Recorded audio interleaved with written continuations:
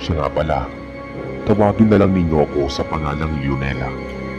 Itong kwentong aking ibabahagi ay naging karanasan ng aking tatay Sendong noong siya ay binata pa lamang. Noong mga panahong yun ay nasa edad na 21 anyos pa lamang siya. Dahil wala pa namang balak na mag-asawa ang aking ama, nagpasya siyang ligawan ang mga babae kanyang natipuhan. Kapag nagiging nobya niya ito, ay doon niya kinikilatis ang ugali at inaalam kung nababagay ba iyon sa kanya. Isang beses may isang dayo raw sa kanilang baryo na kaagad na nakaagaw ng pansin ni tatay. Maganda raw kasi ang babae at kahit na hindi naman sila ganoon kayaman, ay parang kutis po sila na ang naturang babae. Tawagin na lang natin siya sa pangalang ni Lina. Bagong dating lang noon si Lina sa kanilang baryo at agad daw itong nagtayo ng munting kainana. Dahil sa madalas daw na maiksi ang kanyang suot na halos kita na ang mga pribadong parte ng katawan niya, marami ang mga parokyano ng kanyang kainan. Maging ang mga tricycle driver daw na nasa bayan ay dumadayo pa sa baryo ni tatay. Isang beses nang mabalitaan ni tatay ang patungkol sa naturang babae. Nagpasya siya na puntahan iyon. Malayo pa lamang siya ay hinahanap na niya ng kanyang paningin ang babae. Isang beses pa lang niya itong nakita at kahit na ganoon ay hindi niya na nakalimutan ang maamong muka ni Nilina. Pagdating niya sa kainan ng babae, ay agad siyang bumili ng pagkain doon. Maswerte noon ang aking ama dahil ang babaeng kanyang pakay sa kainang iyon ang siyang nagbigay ng kanyang pagkain. Hindi na pinalampas pa ng aking ama ang pagkakataon. Kinausap niya si Nilina at kahit paano ay napansin din siya ng naturang babae. Naging magaan din ang loob ni Nilina sa kanya, bagay na siyang nagbigay ng pag-asa sa aking ama. Ilang beses pang pabalik-balik si tatay sa kainan na iyon hanggang sa inihayag na nito ang pagnanais niya sa babaeng ligawan ito. Dahil wala pa namang nobyo ang babae, pumayag ito na ligawan siya ni tatay. Dahil medyo nahihiya pa naman si tatay, doon na muna niya dinadalaw sa kainan itong si Nilina.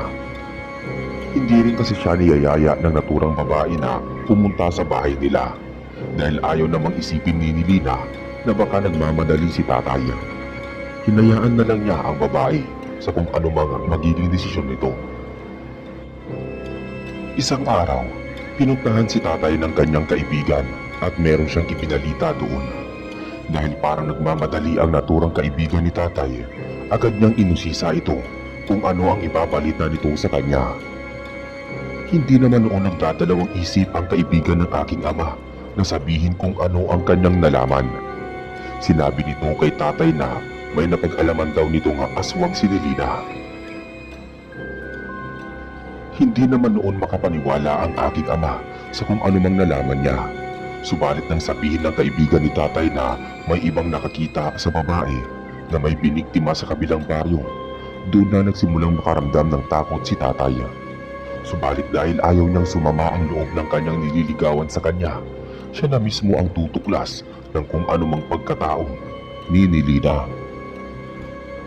Sinabi iyon ni tatay sa kanyang kaibigan at nagwika naman ito na maghanda na lamang siya ng kalamansi nang sa gayon ay magagawa niyang alamin kung ano ang siyang pinapakait sa kanya ng kanyang nililigawan. Dagdag pa nito, paniniguro lang ang kanyang gagawin nang sa gayon ay hindi siya mahawaan ng naturang babae. Napatango na lamang noon si tatay sa kanya at sinabi na siya na ang bahala sa pag-alam ng totoo. Noon din, umalis na noon ang kaibigan ni tatay at naiwan siyang napapaisip ng malalim dahil sa kanyang nalaman. Noong tuluyan nang nakaalis na ang kaibigan ni tatay, nagpasya na rin siyang umalis. Wala siyang ibang naisip na gawin kung hindi ang puntahan ang kanyang nililigawan nang sa gayon ay malaman niya ang katotohanan. Wala siyang naging pakialam noon kung malapit ng dumilim noong mga sandaling yun. Ang nais lamang kasi niyang makita si Nilina noon. Nagdala na rin siya ng 2 pirasong bunga ng kalamansi para kapag nagkataon ay mapapatunayan niya na mali o tama ang kanyang kaibigan sa kung anumang sinabi nito sa kanya. Pagkarating ni tatay sa maliit na karinderya ng kanyang nililigawan, nakita niya kaagad ito dahil doon nilapitan niya ito at saka kinausap. Nagkwentuhan naman silang dalawa hanggang sa tuluyan ng lumalim ang gabi. Niyayanin ni Lina si tatay na sa bahay na lamang nila matulog, kaya agad na naisip ng aking ama ang sinabi ng kanyang kaibigan. Hindi naman noon tumatanggi si tatay at pumayag siya sa kung anumang alok sa kanya ng babae. Kahit na medyo may kalayuan ang bahay ng naturang babae, magiliw namang sumama sa kanya si tatay. Habang naglalakad sila, nakiramdam ang aking ama sa kanyang nililigawan.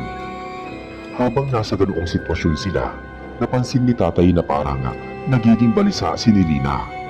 Madalas itong kumakamot sa kanyang katawan at nagpapalinga-linga sa paligid. Nang naroon na sila sa bahaging masukal, nagulat si tatay nang tumigil daw ang babae na kanyang nililigawan. Tumigil na rin naman noon si tatay at agad na nagtanong kung ano ang problema niya. Noon din ay napahawak siya sa kamay ni tatay at agad ding nagwika. Sinabi nito na sinasagot na niya si tatay at nagnobyo na silang dalawa. Noon din ay parang may kung anong kuryenteng dumaloy sa puso ng aking ama. Napalundag siya sa tuwa at agad na napayakap kay Nilina na noong mga panahong yon ay nobya niya na. Halos hindi makapaniwala ang aking ama noon, kaya ilang beses pa niyang natanong ang babae. Sinigurado naman sa kanya ni Nilina na tama ang kanyang narinig. Ipinagpatuloy nila ang kanilang paglalakad at hanggang sa mga panahong yon, hindi pa rin nawawala ang saya na kanyang nararamdaman. Subalit habang patagal ng patagal ang kanilang paglalakad, ay may napapansin si tatay sa kanyang bagong nobya. Napatanong na lang siya sa kanyang sarili kung bakit parang balisa pa rin ang babae. Umawak din kasi iyon ng mahigpit sa kanyang braso at saka nagwika na kailangan nilang makauwi kaagad. Dahil napapansin niya iyon ng aking ama, nagtanong siya sa kanyang nobya kung ano ang problema. Napangiti lamang sa kanya ang babae at nagwika na kailangan na nilang makauwi kaagad. Noong makaalpas na sila sa bahaging masukal, namata na sila ng kaunting liwanag na nagmumula sa buwan. Makailang beses pang napasulyap si tatay sa kanyang nobya at agad siyang nakaramdam ng kaba nang mapansin niyang paminsan-minsan ay nagbabago ang anyo ng babae. Nang mapansin iyon ni tatay, agad na may kung anong umusbong na takot sa kanyang katawan. Naalala niya ang sinabi ng kanyang kaibigan, kaya mas lalo siyang nakaramdam ng kaba. Pinapanalang niya noon ang kanyang bulsa na may lamang 2 piraso ng kalamansi. Napabulong na lamang siya noon sa kanyang sarili na sana ay guni-guni na lamang niya ang kanyang mga nakikita at kung hindi man ay sana dahil sa malamlam na lang na liwanag ng buwan. Kaya parang nag-iiba ang mukha ni Nilina. Dumaan pa ang ilang sandali. Natanaw na ni tatay ang isang kubo na hindi kalayuan. Wala iyong ni isang kapitbahay at parang hindi pa nalilinisan ang paligid noon. Saglit naman noon na natigilan ang aking ama, kaya nag-usisa si Nilina kung ano ang problema. Sinabi na lang ni tatay na iihi muna siya dahil parang sasabog na ang kanyang pantog. Habang umiihi si tatay, nakikiramdam siya sa kanyang paligid. Lumakas kasi ang kabog ng kanyang dibdib at parang may umuusbong na kakaibang kaba sa kanyang katauhan. Bago siya bumalik noon sa tabi ng kanyang nobya, lihim siyang nagdasal na para sa kanyang kaligtasan. Pagkatapos nun ay bumalik na siya at nagpatuloy na sa paglalakad. Noon din ay nalaman ni tatay na mag-isa nga lang talaga ang babaeng iyon sa kanyang maliit na kubo. Pagkarating nila sa kubo ni Nilina, pakiramdam ng aking ama ay nag-iba ang ihip ng hangin. Naging maalinsangan iyon at parang amoy na bubulok na naman. Dahil doon, nagtanong si tatay kung bakit may kung anong umaalingasawa sa buong paligid. Ang tanging tugon na lamang sa kanya ng babae ay baka raw may hinuling daga ang mga pusang dumadapo roon at iniwan na lamang ang labi noon. Napatango naman si tatay at sumama sa pagpasok sa kubo ni Nilina. Pagkapasok nila doon, mas lalong nandiri ang aking ama. Halos dumoble kasi ang mabangong samyo na kanyang nalalanghap. Napansin naman ng babae ang pag-iba ng ekspresyon ng mukha ng aking ama at agad na napansin iyon ni Nilina. Gawa nun, humingi siya ng tawad kay tatay dahil hindi daw siya nakapaglinis dahil sa pagiging abala. Tumango naman sa kanya si tatay at sinabing ayos lang yun. Pinuri pa nga niya ang babae dahil sa pagiging masipag nito. Noong mga panahong yun, saglit na nagpaalam si Nilina na magluluto daw ng adobo para makapaghapunan na sila. Sinabihan na lang niyang maupo si tatay at ituring ang kanyang sariling taga-roon. Pagkaalis ng dalaga para tumungo sa kusina, iginala ni tatay ang kanyang paningin sa paligid. Sinubukan niyang maghanap ng kahit na isang larawan ng kanyang nobya at ng pamilya nito. Subalit wala siyang nakikita kahit isa. Ang labis pa niyang ipinagtataka ay nang maisip niya ang sinabi ng kanyang nobya patungkol sa mga magulang nito. Inakala kasi ng aking ama na magkakasama silang nakatira sa bahay. Habang nasa ganoong kalagayan, nakarinig si tatay ng kung anong ingay sa kusina ng dalaga. Nakuryoso siya. Kaya sa halip na maupo lang doon at makiramdam sa paligid, ay tumayo siya at pagkatapos naglakad patungo sa kusina. Naging maingat siya sa kanyang paglalakad dahil alam niyang lumalangit-ngit ang sahig ng kubong iyon kapag nilakasan ang mga hakbang. Pagkalapit niya sa kusina, sa hindi malamang dahilan ni tatay, nakaramdam siya ng kakaibang kaba. Tumindig ang kanyang mga balahibo sa batok at parang nanlalaki ang kanyang ulo. Napatanong na lang siya noon kung ano ang dahilan ng kanyang pangingilabot. Ilang minuto din siyang nagmatsyag doon hanggang sa napagpasya niya na ang silipin si Nilina sa kusina. Mas lalo pang lumapit sa pintuan si tatay at walang pagdadalawang isip na sumilip doon.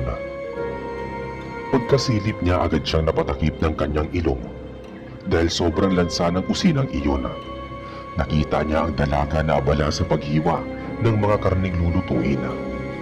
Habang humihiwa ito ay umakawit pa siya kaya bahagyang napawi ang kaba ni tatay. Inisip kasi niya na baka dahil lang sa karning iyon ang nalalanghap niyang amoy. Akmong papasok na sana siya sa kusina ng kanyang nobya. Nang sa hindi inaasahan ni tatay ay napatitig siya sa bandang paanan ng babae. Napalunok siya ng laway hindi dahil sa pananabik dito, kung hindi dahil nakita niyang may makapal na balahibo iyon. Dahan-dahang itinaas ni tatay ang paningin niya patungo sa braso ng kanyang nobya at ganoon na lamang ang takot niya nang makita niyang maging ang braso nito, liig at mukha ay may mga balahibo na rin. Nakita niya rin parang nag-iba ang mukha ng dalaga. Ang maamong mukha nito ay parang naging mabangis at parang naging pahaba ang mga nguso nito. Walang ano-ano dahil nga umaawit ang babae, naibuka nito ang kanyang bibiga. Halos mapaiktad noon ng aking ama nang mapagtanto niyang may mga pangil ang nasabing babae. Iisang bagay lang noon ang pumasok sa isipan ng aking ama. Aswang ang kanyang nobya at tama kung anumang sinabi ng kanyang kaibigan. Subalit nang akmang aalis na si tatay at tatakas, ikinisap niya ang kanyang mga mata. Doon ay parang bumalik ang lahat sa kung anumang nauna niyang nakita. Napakusot pa siya ng kanyang mata, pero hindi na nagbago ang itsura ng dalaga. Bago umalis doon, iginala ni tatay ang kanyang paningin at doon niya napagtantong may mga nakasabit na karni pala doon. Napaisip si tatay na baka iyon ang siyang lulutuin kinabukasan ng kanyang nobya. Subalit nang makita niyang ang ilan sa mga iyon ay nabubulok na, doon napapulong na napamura ang aking ama. Nagmamadali siyang umalis sa tapat ng kusinang iyon at bumalik sa sala. Lalabas na sana siya ng bahay ng kanyang nobya para umuwi. Subalit bigla siyang tinawag ng babae. Sinabi ng dalaga na maya-maya lamang daw ay maluluto na ang adobo at maghahapunan na sila. Wala nang nagawa pa noon si tatay dahil ang boses daw ng babae ay parang nakaka-mismerismo. Tumango na lang siya at bumalik sa kanyang upuan. Tinapik na lamang siya ni Nilina sa balikat at bumalik ulit sa kusina para tignan ang kanyang niluto. Nang wala na ang babae, tatayo na sana si tatay para makauwi. Ngunit labis ang kanyang pagtataka nang nanghina siya at parang may kung anong pumipigil sa kanya para hindi siya umalis doon. Kahit anong gawin ni tatay ay tila nawala sa kanyang loob ang ideyang kailangan niyang makalis doon. Sa kadahilan ng iyon, bumalik siya sa kanyang inuupuan at pagkalipas lang ng ilang minuto ay lumapit na sa kanya ang kanyang nobya na may dalang isang mangkok ng adobo at kanina. Inilapag iyon ng babae sa mesa at saglit din siyang nagpaalam para kumuha ng pinggan at kutsara. Noong makaalis si Nilina, tinitigan ng maigi ni tatay ang adobong nasa mangkok at halos masuka siya dahil sobrang itim nito. Iniisip noon ng aking ama na baka ang mga karning iyon ang siyang ginamit ng kanyang bagong nobya. Kinuha ng aking ama ang isang kalamansing nasa bulsa niya. Akmang tatanong pa na sana niya iyon at ipipiga sa adobo pero mabilis na nakabalik ang kanyang nobya na may dalang plato at kutsara. Gawa nun, mabilis niyang ibinalik ang kalamansi sa kanyang bulsa. Agad na inilapag ni Nilina ang kanyang dala at niyaya na ang aking ama na kumain na. Nang mga sandaling iyon, saglit na natigilan si Nilina at napasinghot sa paligid. Walang ano-ano, bumahing siya ng bumahing. Tinanong naman ni tatay kung ano ang problema ng babae. Pero umiling lang ang babae at sinabi niyang may kung ano lang siyang nalanghap na nagpapahing sa kanya. Inusisa ni tatay kung ano ang dahilan ng kanyang pagbahing dahil parang iritable ito. Subalit tumanggi ang kanyang nobya na sabihin kung ano ang totoo. Hindi na lamang nag-usisa si tatay ng mga panahong yon. Naging salitan ang pagtitig ng babae at sa adobo nito. Dahil nakita ng dalaga na parang may pag-aalinlangan si tatay sa kanyang niluto. Sinabi niyang susubuan niya ito. Akmang kukuha na sana siya ng adobo at isusubo sa aking ama nang umiling si tatay. Sinabi nito na busog siya at baka masusuka lang siya kung pipilitin niyang kumain. Agad namang nag-iba ang ekspresyon ng mukha ng babae, kaya nagwika ulit si tatay. Sinabi nito na kung gusto raw ng babae ay si tatay na lang ang susubo sa kanya. Dagdag pa ni tatay, mag-uuwi na lang siya ng adobo nang sa gayon ay may ulam niya kinabukasan. Nang sabihin iyon na tatay, agad namang napangiti ang babae. Umayag siya sa alok ni tatay na ito ang susubo sa kanya ng adobo. Si tatay ang sumubo sa babae habang ito ay kumakain. Nasa ganoong sitwasyon silang dalawa nang maisipan ni tatay na tanungin ang babae kung karne ng anong hayop ang kanyang ginamit sa adobo. Pagkatanong noon ni tatay, saglit na natigilan ang babae. Nakita naman ni tatay na parang nag-iisip iyon, kaya hinayaan na lang muna niya. Pagkaraan pa ng ilang segundo, doon na napasagot ang babae. Sinabi niya na karne ng kabayo ang gamit niyang iyon. Kaya iba raw ang lasa kung ikukumpara sa adobong baboy. Muli pa niyang niyaya si tatay na kumain pero tumanggi si tatay. Tinignan na lamang niya nito ang karne nang may pagdududa. Noon din ay nakita ng aking ama na iniiwas ng biglaan ng babae ang kanyang paningin. Gawa nun, muli pa siyang nagtanong patungkol sa mga karning nakasabit sa loob ng kusina ng dalaga. Nagulat naman ang nobya ng aking ama dahil hindi siguro nito inaasahan ang magiging tanong ni tatay. Kalaunan ay napawika na rin siya at sinabi na karni iyon na kanyang ibinabad sa mga sangkap. Nang sa ngayon ay mas lalong maging masarap. Napatango naman si tatay sa kanya subalit Lingid sa kaalaman ng dalaga, hindi naniniwala sa kanya si tatay.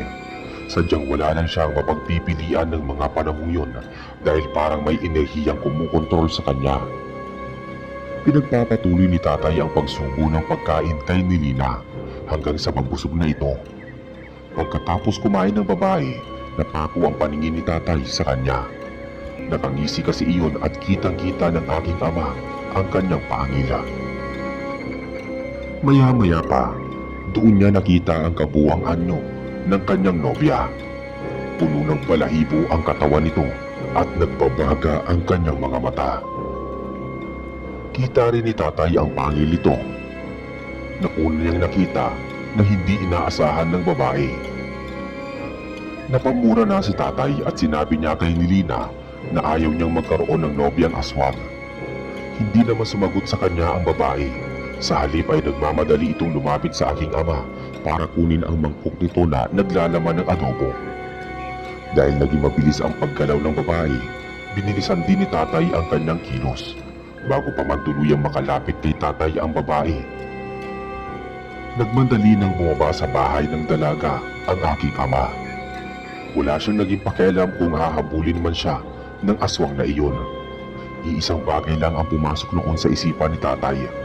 Kailangan niyang makauwi sa kanilang bahay at maipabatid sa kanilang mga nayon ang patungkol sa adobong niluto ng dalaga. Walang naging pakialam noon ang aking ama at hindi man lang siya napalingon para alamin kung hinahabol ba siya ng kanyang aswang na nobya. Binaybay noon ni tatay ang daan ng kanyang dinaanan nang patungo pa lang sila sa bahay ng kanyang nobya. Habang tumatakbo naman ang aking ama, siniguro niyang hindi matatapon ang laban ng mangkok na kanyang daladala. Walang ano-ano, nagulat siya dahil may mga mabibilis na yabag na papalapit sa kanya. Dahil doon mas lalo pang binilisan ni tatay ang kanyang pagtakbo. Ilang sandali pa, may narinig siyang mga kaluskos sa kanyang likuran. Alam ng aking ama na iyon ay aswang, kaya naman napasigaw siya. Ayoko sa aswang na kagaya mo. Kung ako sa'yo, umalis ka na rito. Nang sa ganun walang masamang mangyari sa'yo. Sigaw ni tatay. Humuni lang ang nilalang na nasa likuran niya at nagwala na parang galit na galit. Noon lang nagpasya si tatay na lingunin iyon at hindi nga siya nagkamaling aswang ang nilalang na iyon. Nagbabaga kasi ang mga mata nito, nakitang-kita sa karimlan. Akmang aatake na sana iyon sa aking ama pero mabilis na napawika si tatay. Sinabi niya kay Nilina na may kalamansi siyang dala at hindi siya magdadalawang isip na bigayin iyon sa mukha niya. Pagkatapos nun ay agad na tumigil ang nilalang. Marahil ay nasindak ito dahil hindi niya inaasahan ang bagay na yon. Habang wala pa namang ginagawa ang aswang, mas lalo pang binilisan ni tatay ang pagtakbo niya hanggang sa makita na niya ang kanilang bahay. Dahil doon, sumigaw na ng ubod ng lakas ang aking ama. Sinabi niya na hinahabol siya ng aswang at nangangailangan siya ng tulong.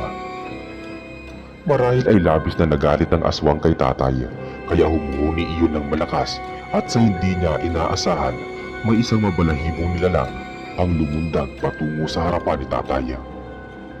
Gawa nun, inihanda niya ang kanyang sarili. Hinawakan ni tatay ang mangkok at binagtaan pa ang aswang.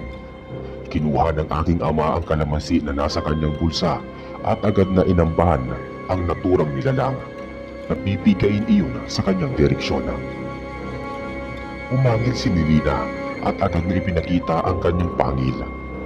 Nang mga panahong yun, kahit na natatakot man si tatay, hindi niya iyon pinalata. Hinamon pa niya ang nilalang na kanyang nobya na tuluyang lumapit para sagpangin siya. Ngunit tumigil ang aswang. Sa garalgal na tinig ng wika si Nilina habang nakaharap sa aking ama at nakatitig na mabalasik sa mangkok na kanyang hawak. Sinabi nito kay tatay na ibalik sa kanya ang mangkok na adobo. Agad namang napailing si tatay at mariingat nagwika na hindi niya ibabalik ang mangkok dahil ang laman nun ang magpapatunay na siya ay aswang. Nagalit ng sobra ang aswang. Tinawag pa niyang traidor si tatay dahil sa kanyang ginawa. Dahil doon, napamura si tatay at sinabihan si Nilina na laganap na sa kabilang baryo ang ginawa ng babae. Dagdag pa niya, sinadya niyang tumungo sa bahay nito upang malaman kung ano ang totoo. Isinalaysay na rin ni tatay kung ano ang mga patunay na naroon sa bahay ni Nilina na siyang naging palatandaan ng kanyang pagiging aswang. Umangin uli ang nobyang aswang ni tatay. Inihanda nito ang kanyang sarili at wala siyang naging pakialam kung may hawak na kalamansi ang aking ama. Sa ilang pagkisap mata, mabilis siyang nilugdagan ng aswang. Subalit nagawa niyang ilagan ang nilalang. Muli pang humakbang si Nilina para sunggaban ang aking ama pero agad na piniga ni tatay ang isang pirasong kalamansi sa kanyang direksyon. Natinamsikan si Nilina ng katas ng kalamansi na siyang naging dahilan ng kanyang agad na pagsigaw. Tinitigan siyang maigi ni tatay at napansin ng aking ama na nababalisa ang aswang. Ang balat naman ng aswang na tinamaan ng katas ng kalamansi ay parang nasunog. Napaangin ng malakas ang aswang at sinubukan niyang tilaan ang bahagi na napaso ng kalamansi. Dahil doon nagkaroon ng pagkakataon ang aking ama na tumakas. Mabilis na tumakbo si tatay patungo sa direksyon ng kanilang bahay. Habang tumatakbo, naging panay ang sigaw niya para makahingi ng tulong. Alam kasi niya na may ikakabangis pa ang aswang at baka naisin nitong patayin siya dahil sa kanyang ginawa. Hindi tumigil sa kanyang pagtakbo si tatay hanggang sa ilang metro na lang ang layo niya sa kanilang bahay. Ang labis lang niyang ipinagtataka noon kung bakit walang kahit ni iisa sa mga tao roon ang nagising.